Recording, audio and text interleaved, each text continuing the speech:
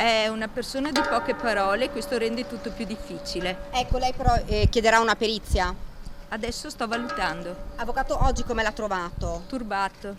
E ha detto qualcosa lei? No, niente. È durato pochissimo l'interrogatorio di garanzia in carcere davanti al GIP Carlo Colombo per Massimo Pestrin. L'uomo reo confesso si è avvalso della facoltà di non rispondere. In queste ore si starebbe rendendo conto di quanto ha fatto, ha spiegato l'avvocato Annalisa Zanin, ma da quando è stato arrestato ha detto poche parole. Per ora parla poco. Era ossessionato però da questa relazione, l'aveva accettato questa fine di questo Non rapporto? glielo so dire, sembrerebbe di no, ma glielo dico così, non è presto per dire qualunque cosa perché lui ancora parla poco, quindi non so dirvi altro. Come mai si sarebbe accanito proprio con Lino? Questo ce lo domandiamo tutti.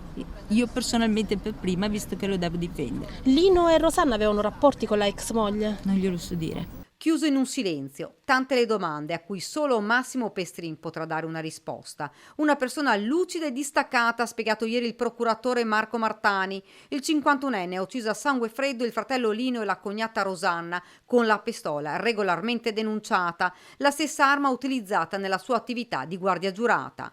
Non bisogna generalizzare, tiene a precisare il capo della procura Martani. Sicuramente aveva superato tutti gli accertamenti di idoneità psicofisica al ruolo di guardia giurata e al maneggio delle armi, perché chiaramente questi sono stati fatti, perché altrimenti non sarebbe stato assunto per un servizio di guardia giurata armata oltretutto. Massimo Pestrin rimarrà in carcere.